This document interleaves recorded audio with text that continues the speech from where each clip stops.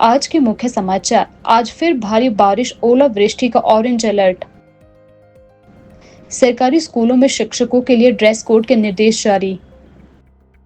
चिट्टा तस्करी में संलिप्त 2 पुलिसकर्मी बर्खास्त। क्रमिक हड़ताल का तीसरा दिन।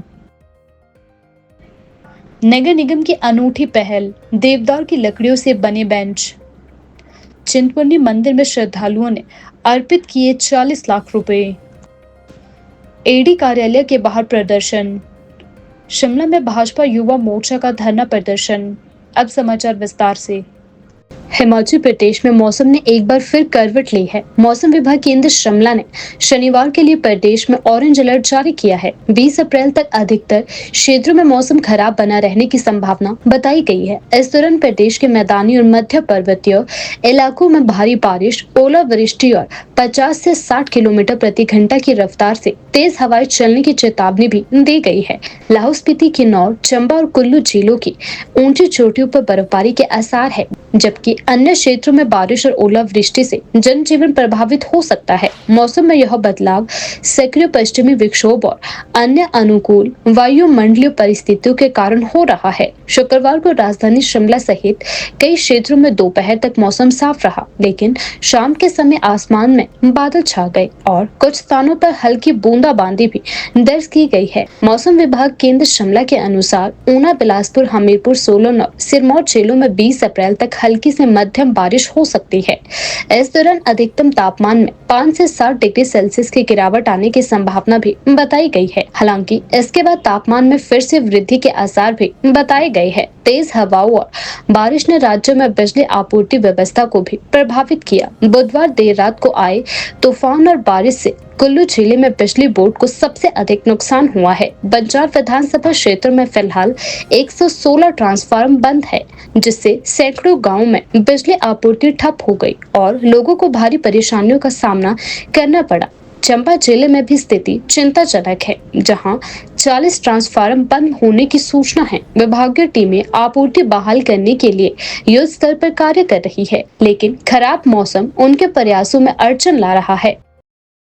हिमाचल प्रदेश में नशा तस्करी के खिलाफ कड़ी कार्यवाही करते हुए शिमला पुलिस ने 2 पुलिस कर्मचारियों को सेवा से बर्खास्त कर दिया है। नशे के मामलों में संलिप्त सरकारी कर्मचारियों पर यह कार्यवाही की गई है, जिसे मुख्यमंत्री सुखविंदर सिंह सुक्खू के निर्देशों के बाद अंजाम दिया गया। एसएसपी शिमला संजीव कुमार गांधी ने जानकारी देते हुए बताया कि बर्खास्त किए गए पुलिस कर्मियों की पहचान जुगल किशोर और संदीप कुमार के रूप में हुई है। दोनों कर्मचारियों को पहले ही चिट्टा तस्करी के मामलों में गिरफ्तार किया जा चुका है। इसके बाद इन्हें पुलिस लाइन कैथू में लाइन हाजिर किया गया। विभागीय जांच के बाद अब दोनों को सेवा से बाहर कर दिया गया है। बर्खास्त होने से पहले दोनों पुलिस कर्मियों को नोटिस जारी कर उनका पक्ष रखने का अवसर भी दिया गया था, लेकिन जांच में आरोप सिद्ध होने के बाद एसएसपी ने बर्खास्त करने के आदेश जारी किए। पुलिस विभाग की ओर से यह कार्यवाही प्रदेश में बढ़ते नशे के खतरे के खिलाफ एक बड़ा संदेश मानी जा रही है। एसएसपी ने बताया कि अब तक चिट्टा तस्करी के मामलों में सरकारी विभागों में कार्यरत 24 कर्मचारियों को गिरफ्तार कर लिया गया है। इसमें डॉक्टर, तहसील वेलफेयर अधिकारी, शिक्षक, फॉरेस्ट गार्ड, पटवारी और हिमाचल एवं पंजाब पुलिस के 2 कर्मी भी शामिल है।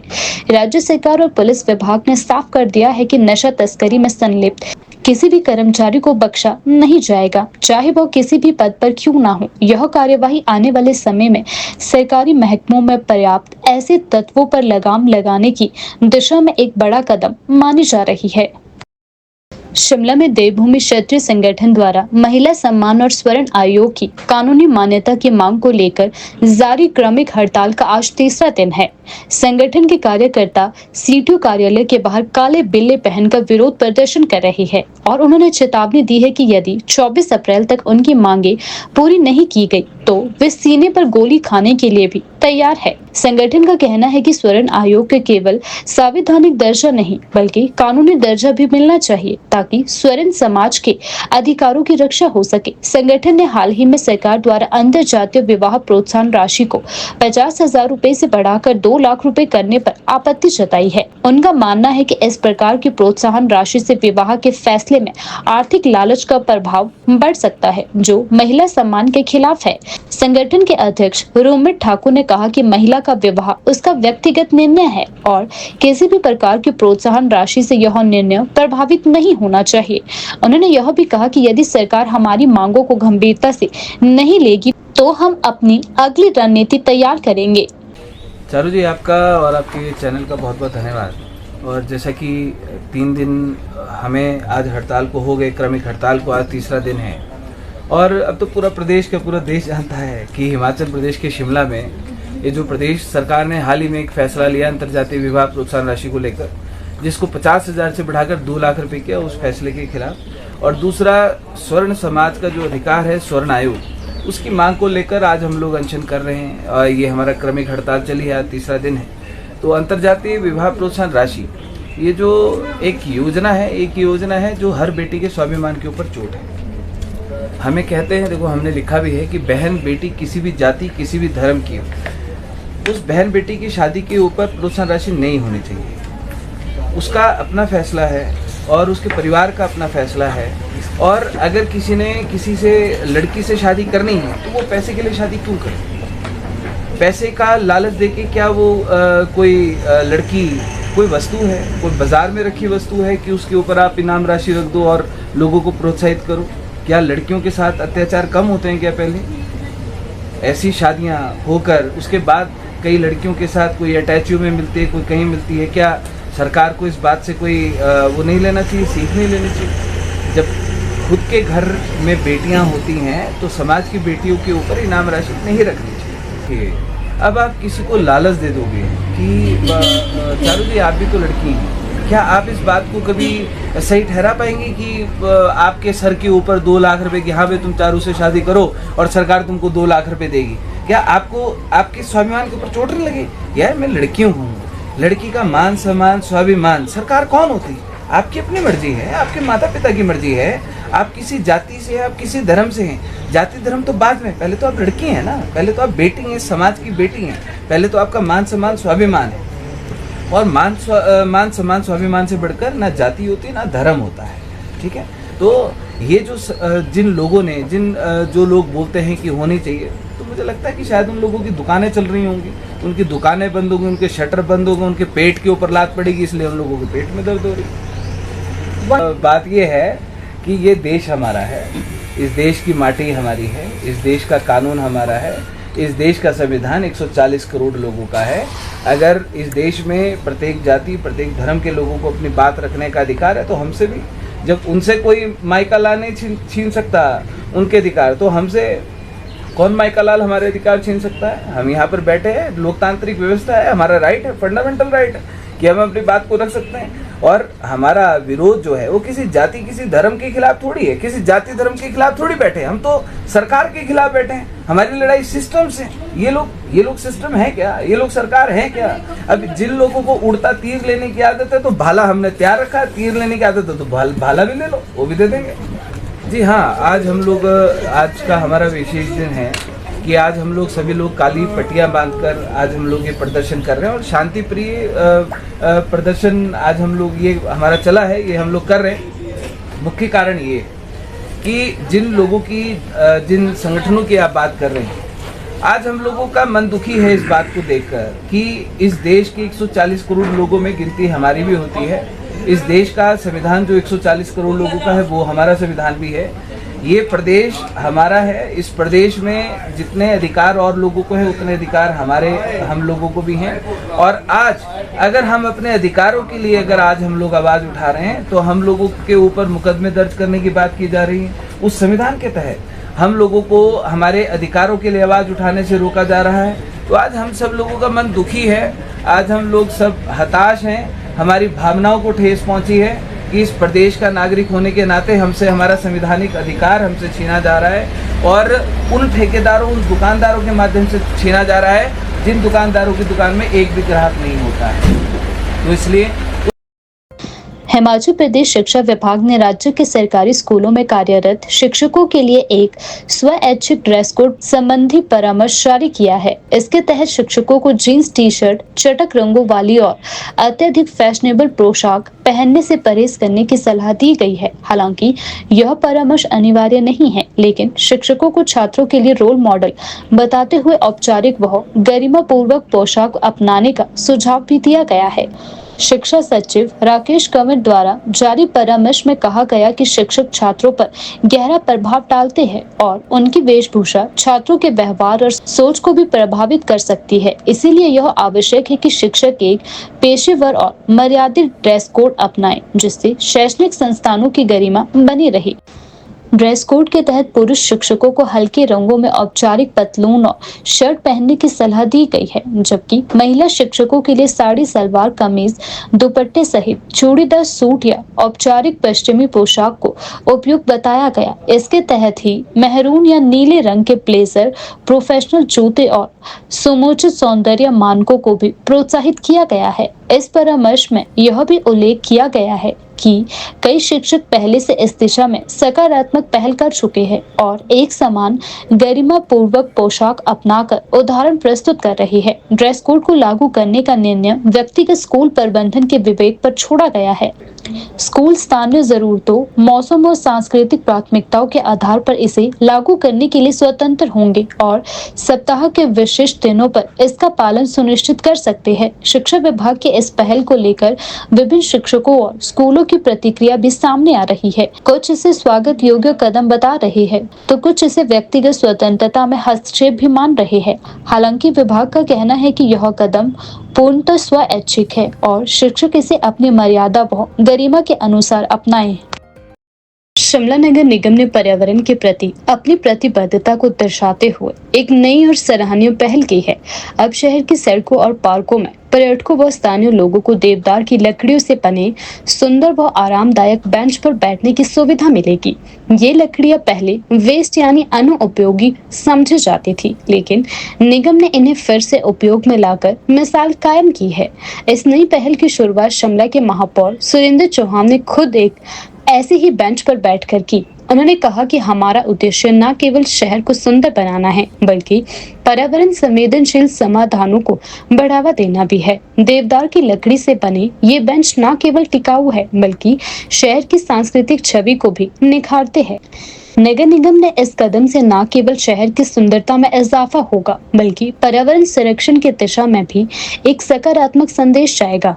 देखिए, इसके पीछे एक मकसद ये था, मैंने ये काफ़ी समय से देखा कि जो हमारा वेस्ट लकड़ है, जंगल में पड़ा है या डिजास्टर में बहुत सारे पेड़ गिरे थे, या हिमाचल प्रदेश में भी, शिमला में भी जगह जगह पेड़ बहुत गिरे थे और वो वेस्ट लकड़ वैसे ख़राब हो जाती थी, कई जगह सड़ भी रही थी। हमने एक उस पर पहल करने की मैंने एक प्रयास किया कि आप इसको बैठने के लिए, इसमें लकड़ का देवदार की लकड़ है ये, जो एक बहुत ही शिमला की पहचान है देवदार, तो उसकी एक महक, इसकी अपनी एक अलग महक होती है, जिसको सुगंधित इसका अपना महत्व है और बहुत कॉस्टली लकड़ी पड़ती है अगर आपने मार्केट से लेनी है। तो हमने एक खान जो हमारे होते हैं, जो रेगुलरली पेड़ काटते हैं, उससे उन्हें काट के उसको सीधा करके, उसका सिंपल आपने देखा होगा, कोई इसमें एक्स्ट्रा वो नहीं है। और जो ये बेंच है, ये वो वेस्ट लकड़ है जिसमें बिल्कुल ही कंडम थी, जो मतलब उसका स्लीपर जैसा बनना कुछ भी नहीं बन रहा था, तो उसका बैठ करके हमने, आपने रफ है ये, लेकिन इसमें भी अब पेंट वेंट करेंगे और इसको सुंदर बनाएंगे। तो शिमला की एक पहचान है देवदार की, एक, बल्कि मैं तो ये चाहूँगा कि जहाँ ये इतनी लकड़ पड़ी है, वेस्ट लकड़, उसको इस तरह का आप बना करके करें तो लोग इसमें रेवेन्यू पॉइंट ऑफ व्यू से भी लोग इसको खरीदेंगे, लेंगे भी। लेकिन ये तो हमने लोगों की सुविधा के लिए बनाया, अपनी नगर निगम की तरफ से मैं इसको बना रहा हूँ और पूरे शहर के अंदर ये लगेंगे। हमने लगभग छोटे बेंचेस और ये बड़े 250 से 300 तक बना दिए हैं, जिसको मैं अलग अलग जगह पे हम लगाएंगे, जहाँ जहाँ लोकेशंस होगी। एक आपने यहाँ देखा, एक जोधा निवास में लगाएंगे और माल रोड से अप टू छोटा शिमला और इधर से समर हिल की तरफ को जाखूब में बीच बीच जगह जहाँ पर ये पॉइंट्स लग सकते हैं। बहुत खड़ी चढ़ाई जहाँ होती है, क्योंकि स्पेस भी बहुत कम घेरते हैं। तो इसके पीछे यही मंशा है कि एक शिमला की एक पहचान है देवदार, उसकी सुंदरता को और ब्यूटिफिकेशन के लिए और टूरिज़्म को अट्रैक्ट करने के लिए हमारा एक पहल है। मैं आपकी बात से बिल्कुल सहमत हूँ। ये इसके पीछे मेरी सोच ये थी, मेरा मंशा ये थी कि आपका हमारे जो वेस्ट लकड़ है हम उसको ऐसे ही सड़ने क्यों दें, क्यों ना इसको इस तरह इस जगह को इस पर्पज़ के लिए हम यूज़ करें। तो मैं तो चाहता हूँ कि हिमाचल प्रदेश में करोड़ों रुपए की लकड़ ऐसे सब बरसात में गिरते हैं पेड़ जो वेस्ट पड़े होते हैं, तो सरकार की सोर्स ऑफ इनकम भी हो सकता है। मैं पत्र भी लिखूँगा, गवर्नमेंट को भी पत्र लिखेंगे कि जहाँ हमारी लकड़ी ऐसे पड़ी है और उसका कोई यूज़ नहीं हो रहा है, जो एक तो लकड़ ऑक्शन हो जाती है, पूरी स्लिपर्स और पेड़ तो चले जाते हैं, लेकिन ये तो वो लकड़ है जो बिल्कुल कहीं काम ही नहीं आनी है। इसका हम यूटिलाइज़ कर सकते हैं अगर इसको हम बड़े लेवल पे, इसको प्रदेश के लेवल पे इसको करें तो ये बहुत बड़ा एसेट आपके लिए बन सकता है और करोड़ों रुपए की इसमें इनकम भी हो सकती है, मेरा ऐसा मानना है। तो एक मैं पत्र के माध्यम से भी माननीय मुख्यमंत्री से भी निवेदन करूंगा और मैंने ये मामला उनके ध्यानार्थ भी लाया था कि ये आप ऐसा हम करने जा रहे हैं, तो उन्होंने कहा कि अच्छी बात है, आप शिमला की ब्यूटिफिकेशन के लिए करें, तो सरकार को भी हम इसमें पत्र लिखेंगे। कांग्रेस की वरिष्ठ नेता सोनिया गांधी और नेता प्रतिपक्ष राहुल गांधी के खिलाफ प्रवर्तन निर्देशालय ईडी द्वारा चार्जशीट दाखिल किए जाने के विरोध में हिमाचल प्रदेश युवा कांग्रेस ने ईडी कार्यालय के बाहर जोरदार धरना प्रदर्शन किया। प्रदर्शन के दौरान युवा कांग्रेस कार्यकर्ताओं ने केंद्र सरकार और ईडी के खिलाफ नारेबाजी की। उन्होंने आरोप लगाया कि भाजपा सरकार बदले की राजनीति के तहत विपक्ष के नेताओं को निशाना बना रही है। युवा कांग्रेस नेताओं ने इसे लोकतंत्र के लिए खतरा बताते हुए कहा कि ऐसे कदमों से कांग्रेस कार्यकर्ता डरने वाले नहीं हैं। युवा कांग्रेस के प्रदेश अध्यक्ष ने कहा कि राहुल गांधी और सोनिया गांधी के खिलाफ की जा रही कार्यवाही पूरी तरह से राजनीतिक द्वेष से प्रेरित है। उन्होंने कहा कि हम इसे किसी भी कीमत पर बर्दाश्त नहीं करेंगे। युवा कांग्रेस ने चेतावनी दी है कि अगर ईडी द्वारा की जा रही कार्यवाही वापस नहीं ली गई तो वे पूरे प्रदेश में आंदोलन तेज करेंगे। ईडी द्वारा हमारे शीर्ष नेतृत्व आदरणीय सोनिया गांधी जी, नेता प्रतिपक्ष आदरणीय राहुल गांधी जी, सैम पित्रोदा व अन्य पर जो अभी कुछ दिन पहले ही ईडी ने एक दिल्ली के एक न्यायालय में चार्जशीट दायर की है, उसके विरोध में आज युवा कांग्रेस हिमाचल प्रदेश आज यहाँ प्रदर्शन कर रही है। जिस तरह से केंद्र में बैठी मोदी सरकार आए दिन संविधान के दायरे में आने वाली जांच एजेंसियों का अपने राजनीतिक फायदे के लिए दुरुपयोग कर रही है, उसके खिलाफ हमारा ये प्रदर्शन है।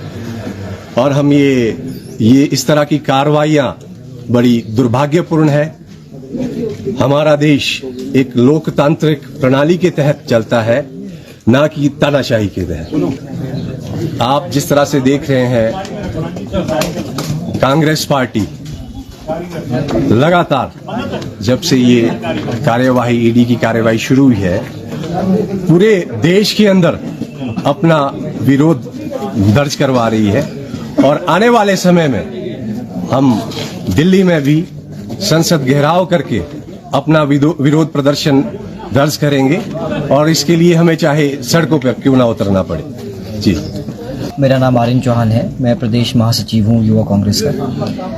हमारा इश्यू ये है कि जो ये हमारी संस्थाओं का जो यूज़ करते हैं नरेंद्र मोदी और अमित शाह जी, इसके खिलाफ हम हैं। आप जैसे सब जानते हैं कि गुजरात और बिहार में चुनाव आने वाला है, तो जब भी चुनाव आसपास होता है, जनता का ध्यान भटकाने के लिए ये कांग्रेस पार्टी की जो हमारी सीनियर लीडर्स हैं, श्री राहुल गांधी जी, श्री सोनिया गांधी जी, उनके अगेंस्ट कोई ना कोई मुद्दा उठा देते हैं जो कि टोटली बेसलेस है, जिसका कोई तथ्य नहीं है।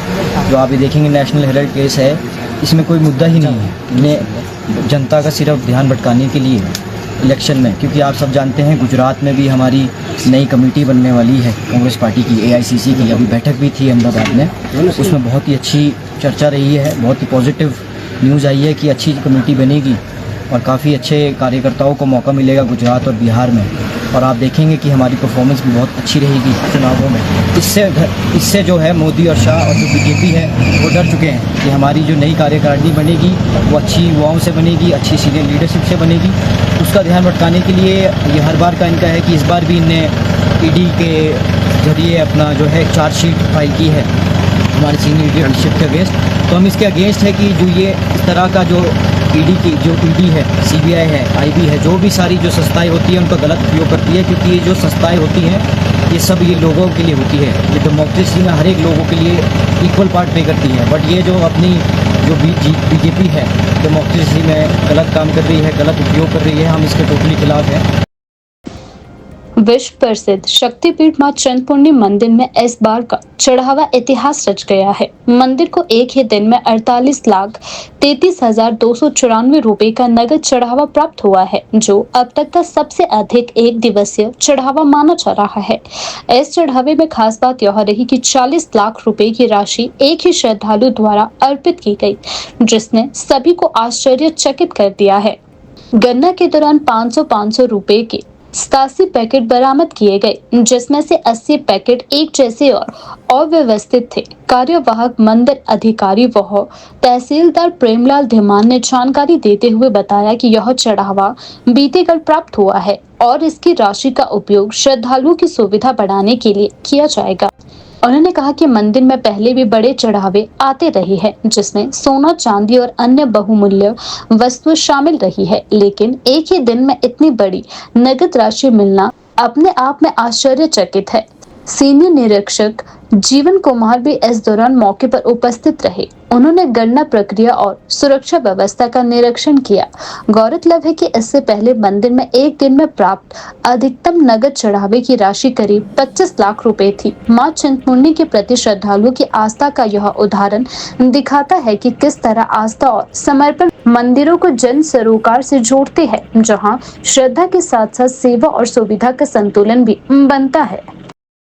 नेशनल हेराल्ड अखबार से जुड़े कथित घोटाले के खिलाफ भाजपा युवा मोर्चा ने शिमला उपायुक्त कार्यालय के बाहर जोरदार प्रदर्शन किया। इस दौरान युवा मोर्चा के कार्यकर्ताओं ने कांग्रेस नेता राहुल गांधी के खिलाफ नारेबाजी करते हुए उनका पुतला जलाया। खास बात यह रही कि पुतले के अंदर नेशनल हेराल्ड के अखबार भरे गए थे। भाजपा युवा मोर्चा ने प्रदेश उपाध्यक्ष सुशील ने मीडिया से बातचीत करते हुए बताया कि नेशनल हेराल्ड प्रकरण कांग्रेस पार्टी की भ्रष्ट नीतियों का एक और उदाहरण है। उन्होंने आरोप लगाया है कि राहुल गांधी और कांग्रेस नेतृत्व ने इस समाचार पत्र का दुरुपयोग कर जनता के पैसों को हड़पने का काम किया है। सुशील ने कहा कि देश की जनता अब सब जान चुकी है। कांग्रेस के भ्रष्टाचार के खिलाफ युवाओं का गुस्सा सड़कों पर नजर आ रहा है। देश भर में नेशनल हेराल्ड का नाम कांग्रेस पार्टी उठती है, बौखला जाती है, एक हड़बड़ाहट हो जाती है और ये हड़बड़ाहट बौखलाहट स्वाभाविक है, क्योंकि जितना बड़ा घोटाला एक अखबार के नाम पर किया गया है वो बहुत चिंता का विषय। जैसे आम जनमानस के पैसे को बर्बाद करने का काम किया गया है और केवल एक परिवार लाभ पहुंचाने के लिए करोड़ों रुपए का हेरफेर, मनी लॉन्ड्रिंग के मामले और संपत्ति को हथियाने जब्त करने के मामले का जो जब नेशनल हेराल्ड का नाम आता है कांग्रेस पार्टी की बौखलाहट सामने आ जाती है। पूरे देश भर में विरोध प्रदर्शन किए जा रहे हैं और युवा मोर्चा के माध्यम से किए जा रहे हैं, क्योंकि आए दिन इनमें नए खुलासे नेशनल हेराल्ड में इस केस में हो रहे हैं। देखिए, थोड़ा अगर पहले की बात करते चले, नेशनल हेराल्ड एक अखबार है और आप सब यहाँ पत्रकार बंधु हैं, मैं आपके माध्यम से भी पूछना चाहता हूँ, क्या कभी किसी ने नेशनल हेराल्ड की कवरेज की है? हमने तो कभी नहीं देखा। मैं आज सुबह का आपको इस माध्यम से वाक्य भी बता रहा हूं। जब एक पुराने अखबार के विक्रेता से मैंने पूछा कि नेशनल हेराल्ड आप जानते हैं क्या है, आप विश्वास करिएगा वो बहुत पुराने अखबार के विक्रेता हैं, वो कहते हैं भैया ये बीमारी है, मुझे इस बारे में कुछ नहीं। तो ये नेशनल हेराल्ड क्या है? ये नेशनल हेराल्ड कोई रोज छपने वाला अखबार भी नहीं है। ये नेशनल हेराल्ड कहीं साप्ताहिक हो, होगा, कोई वीकली छपता होगा जिसकी हमको तो जानकारी नहीं है। हिमाचल में ना कभी किसी ने पढ़ा, ना कभी किसी ने सुना। लेकिन अगर हम बात करें थोड़ा और पहले चलते हैं, ये अखबार जो है कांग्रेस पार्टी के द्वारा हुई, लेकिन जब ये अखबार चल नहीं रहा था, 2008 में बंद होने की कगार पे था, कांग्रेस पार्टी ने एक नई कंपनी बना करके इसके सारे शेयर्स अपने नाम कर दिए। और हैरानी इस बात की है, क्योंकि ये बातें जनता तक पहुंचनी चाहिए, आपके माध्यम से पहुंचेगी। जो नई कंपनी बनाई जिसने नेशनल हेराल्ड का जो पब्लिशर था उसको टेक ओवर किया, उस कंपनी में 76% शेयर जो है वो राहुल गांधी और सोनिया गांधी के हैं।